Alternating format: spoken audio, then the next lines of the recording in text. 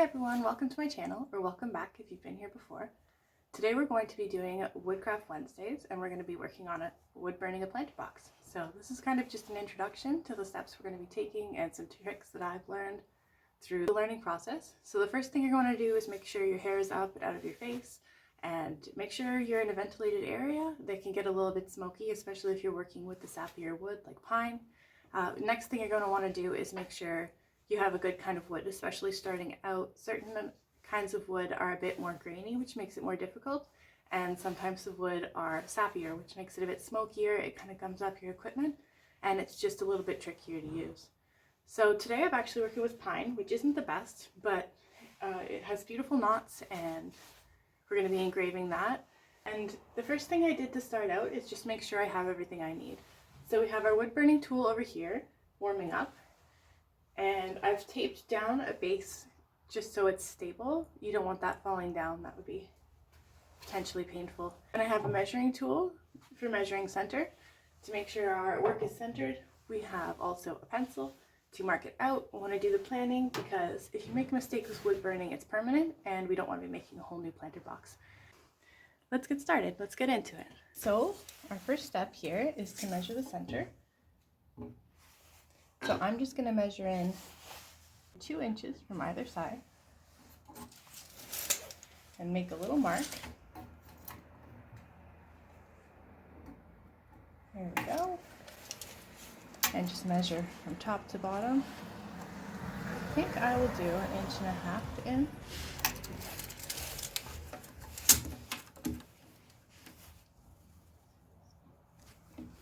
Doesn't have to be 100% perfect, but having that rough outline is going to make it a lot easier.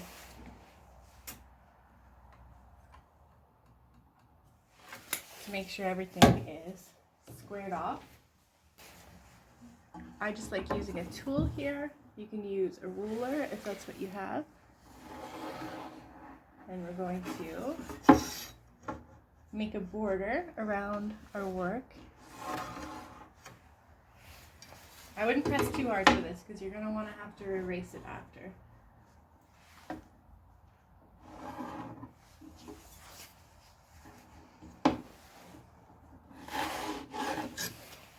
Sorry if that's an unpleasant noise. Okay, and next we're going to write it out. Today we're writing Nana's Garden. You can use a stencil if that's what makes you feel comfortable. And if you don't like how it's coming out, it's pencil, so you could just erase it. I don't feel like that was quite straight enough, and it's not quite the same as the other end. So we're gonna just adjust our line. And you're just gonna wanna try to space it out to avoid any big knots, because knots can be very tricky to work with. They'll catch your tool, they burn more slowly, and they can be quite resinous as well. I'm going to leave a little space to the side and draw a few flowers there. I just think that'll look cute with the layout. I'm going to try to use as many straight lines as I can, because straight lines are much easier when wood burning than curved lines. And I should have mentioned this earlier, but I've actually set up my wood burning tool in advance to heat up, because it takes a little while, and you don't want to start wood burning with the tool when it's not properly heated up, because you'll take a lot more pressure to get it to make a mark on the wood, which is harder on the tool, and it's harder on your hands, and it's just not the best practice. If you have a nice hot wood burning tool, it really just can glide into the wood. And when you're happy with your design, just take a step back and see how it looks with the layout. Again, you can just erase anything if you need to. And something that's also a really nice tip is, if you're not happy with the layout, you can just use a detail sander or something on a very fine grit and just remove any sketches that you had to erase that didn't come off all the way. So say you can't quite get the marks off of the wood, you can just go over it with the detail sander on a fine grit and it'll take all those little marks off. And even some very light burns you can get off as well. Okay, I think I'm happy with that. Maybe I'll put a couple more flowers over here.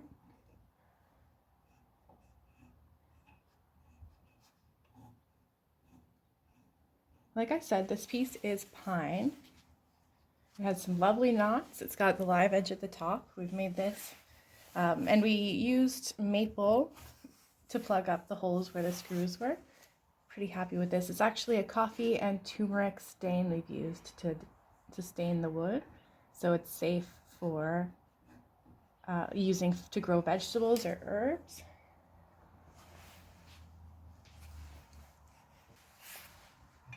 Okay, so we're ready to start our wood burning. I'm just going to test that this is warm enough. Yeah, it's looking good. Great. So you want to make sure you have a lot of slack in the wire here. I might even get myself a little extra because you don't want the resistance pulling on it when you're trying to work. It'll make it a lot more difficult. So you just want it to be nice and loose. Also, if there's any tension on the wire and you put your tool down in the stand, it can pull the stand over.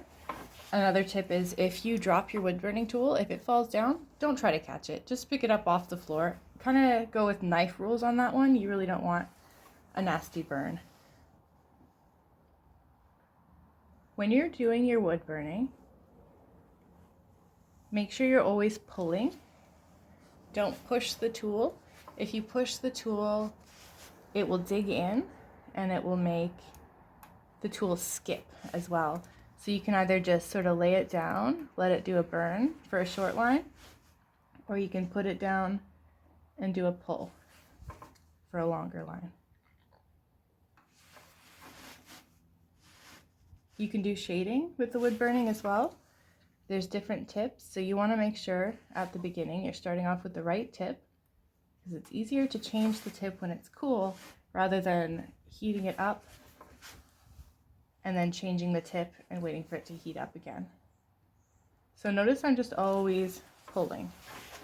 That's, I think, one of the most important things to know. You can change the angle of your hand. You can actually just walk around to the other side. Obviously, in this case, I would just turn the planter box. That would be easier than getting behind my setup here. But always pulling.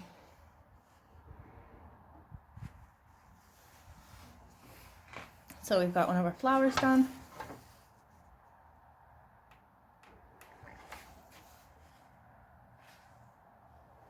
If you find your tool is getting a little gummed up and leaving sappy marks, you can just clean it on another piece of wood and just sort of wipe some of the sap off. That's a good tip when you're working with pine like I am. It can also be quite smoky, so I'm being a hypocrite here, but you should probably wear breathing protection just to be on the safe side.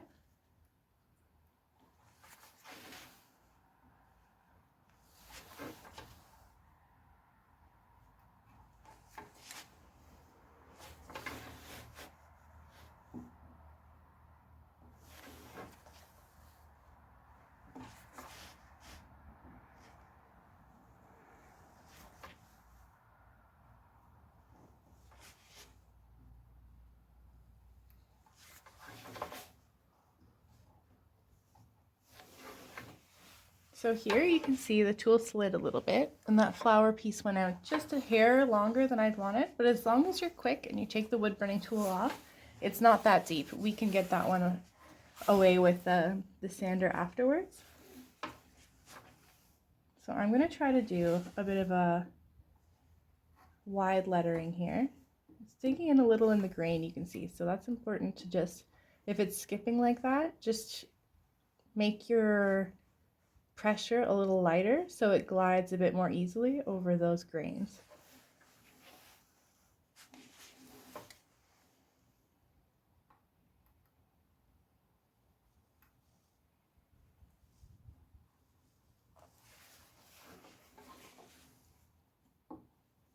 If you're not very happy with how dark it was, You can go over it again,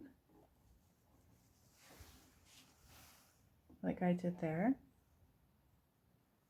It's just good to get your lines parallel and make sure things are fairly even.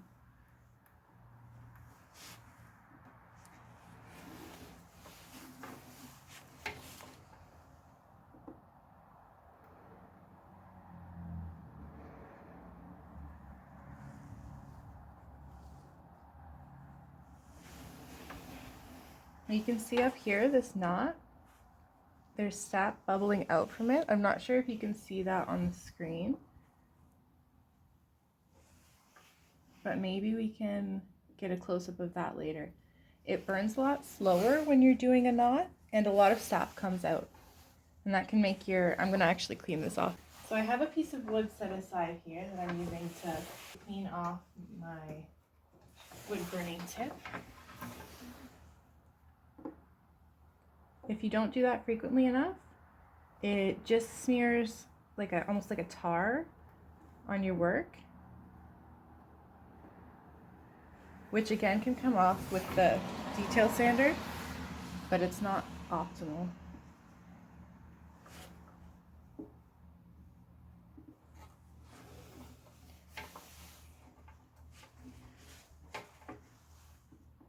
think I'm going to do just a little bit of shading here. Just color this in a little bit.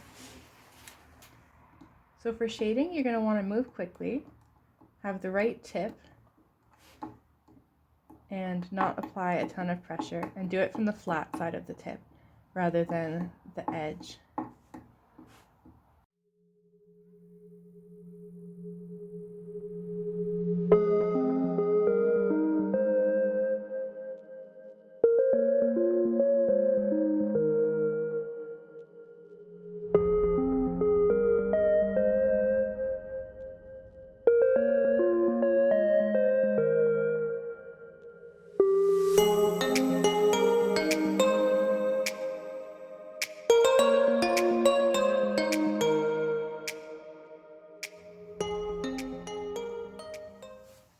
Something that I sometimes like to do is wear a glove on the hand that I'm doing the wood burning on, because the tool can get a little bit hot.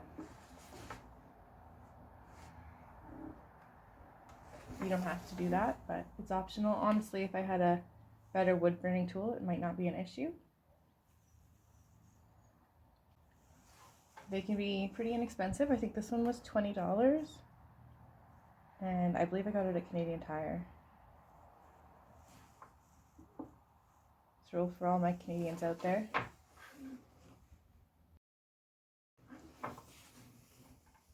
I like to kind of mark the edges of the letters first and then kind of connect the dots. It helps keep the lines nice and straight.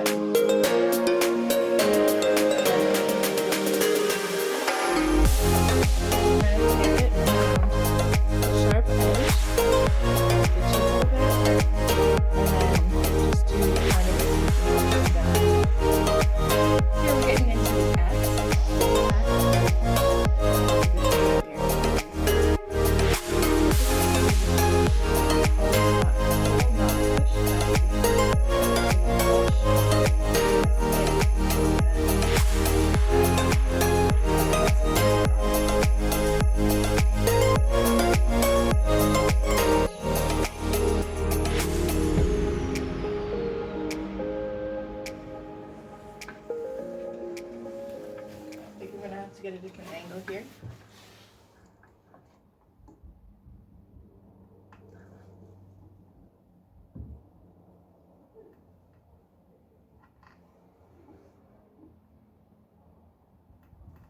Sometimes you need to go over the parts with the knot multiple times to get the darkness you need.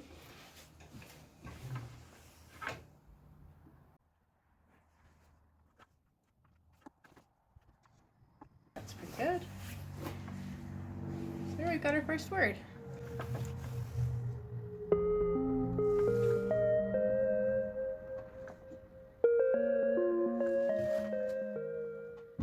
You can do this in whatever order you want. You could do the words first and then work on the flowers, or just kind of work your way around.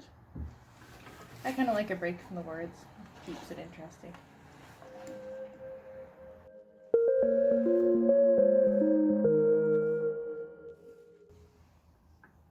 Don't worry too much about it being perfect, because kind of by nature, this style is a little bit rustic.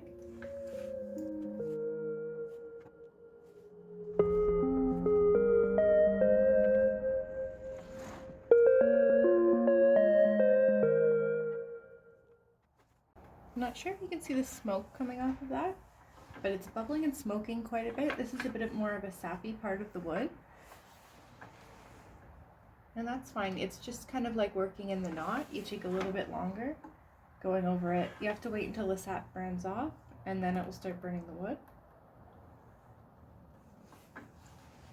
And that again would be resolved by using a less sappy type of wood. But pine is a nice wood to work with for a lot of other things.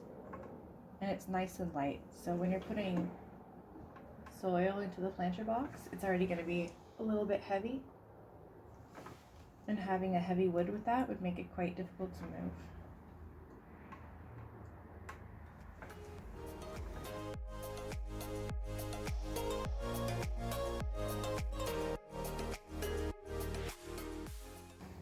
So that's all the flowers done. I'm just going to take our cord around to the front here to make it easier on me to do the motions here.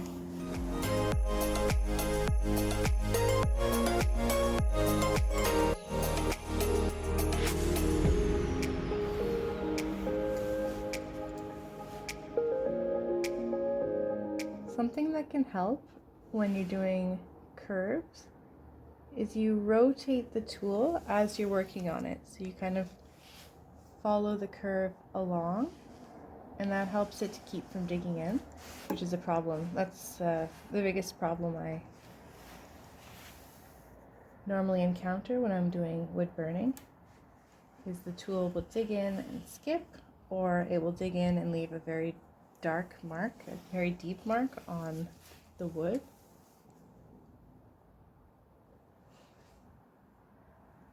You want to try to hold the tool as straight up as you can.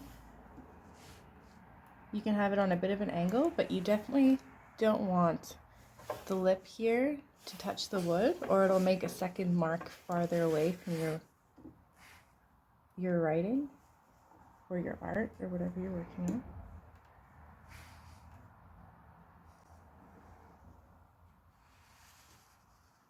I'm not sure if you can see the smoke coming out there. This is a very sappy part, so I'm just going to actually go over this part again just to get a little bit more uniformity in the depth.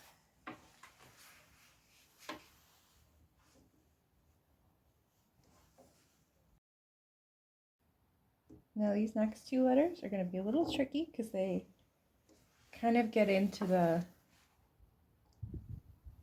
knot here, which I really love the knot. I think it really adds to the piece. You just need to know it's there and kind of account for that. Should clean off my tool. I don't know if you can see that, but there's some black flaky pieces that are coming off of it.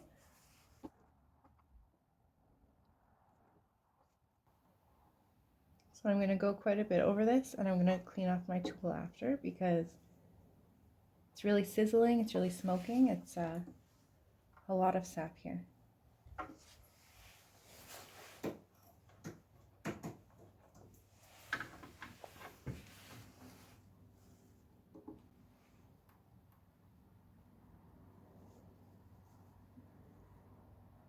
I've decided I'm going to get into the shading after, and I might actually sand off the shading because I'm not sure which way I like better.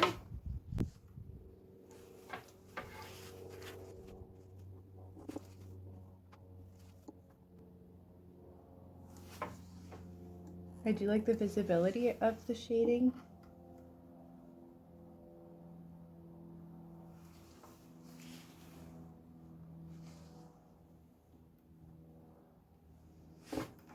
Something else I should mention, when you can, it's a lot easier to go with the grain, so sideways along the grain in this piece, rather than against the grain. So in this case, that would be up and down.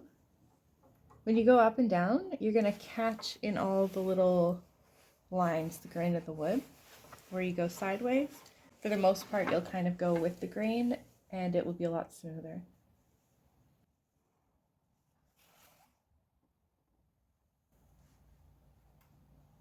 Again, you see like a lot of smoke coming off of here.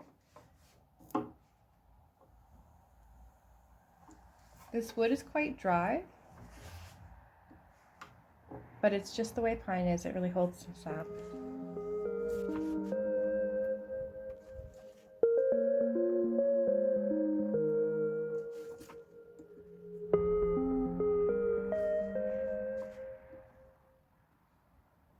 And just again, turning the tool when you're doing a curve really helps to keep the line smooth.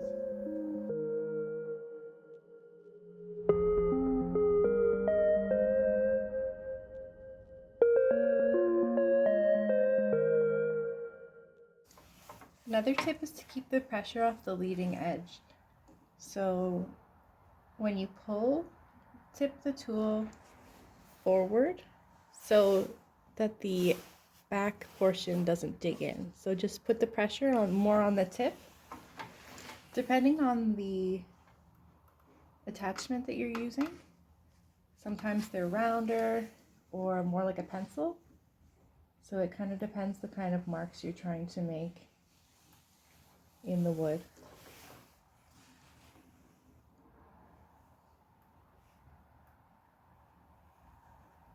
When I first started out, and I still do sometimes if I'm not thinking about it, if you rush, you can put more pressure on the tip to try to burn it faster, but that can actually burn your tip and wreck your wood burning tool, and it's a bit hard on your wrist, and it's just poor form. If it digs in, you can just lift it and put it forward a little bit.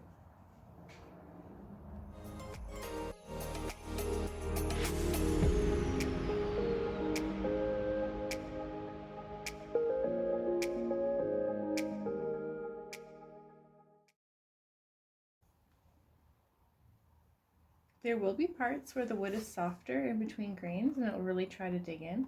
Just use soft pressure and try to move a bit more quickly on those parts.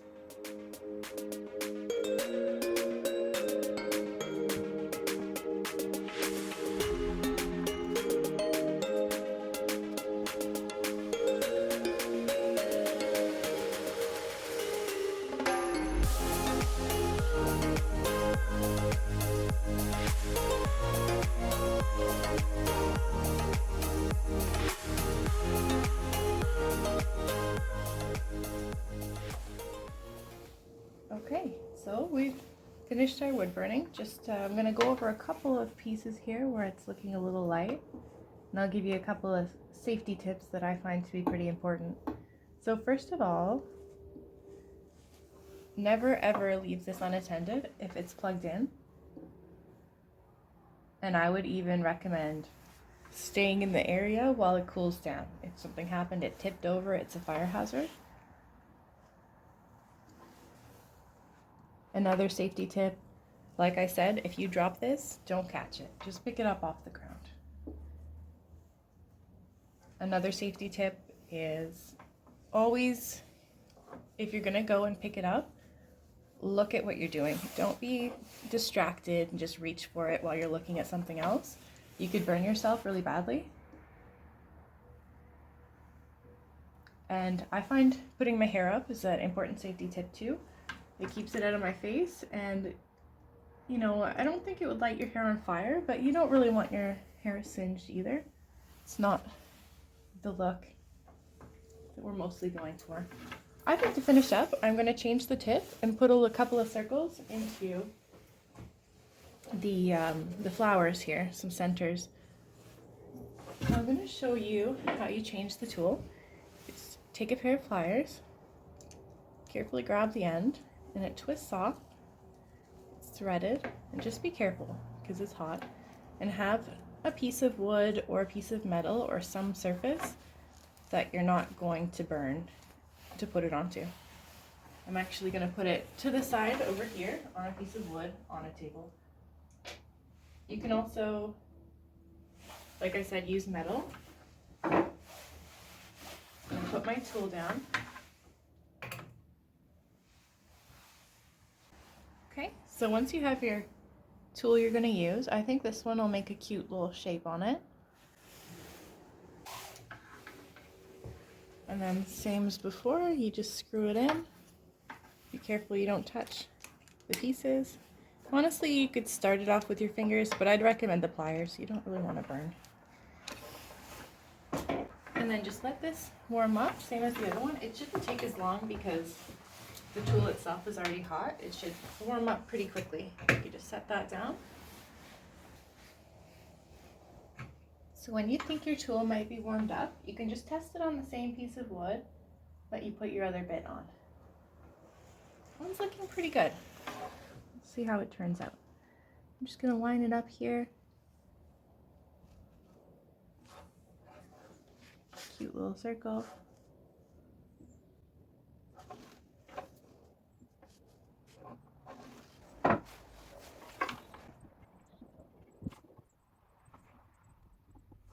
And there you go. I'm going to safely unplug my equipment.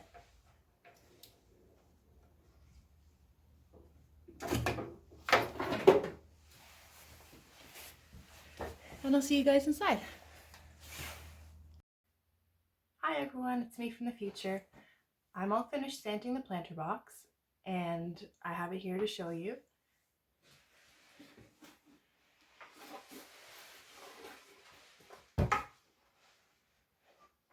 Here it is. As you can see, I fixed up the apostrophe, I took off any dings, stains, or pencil marks, and I actually took all of the shading off of the letter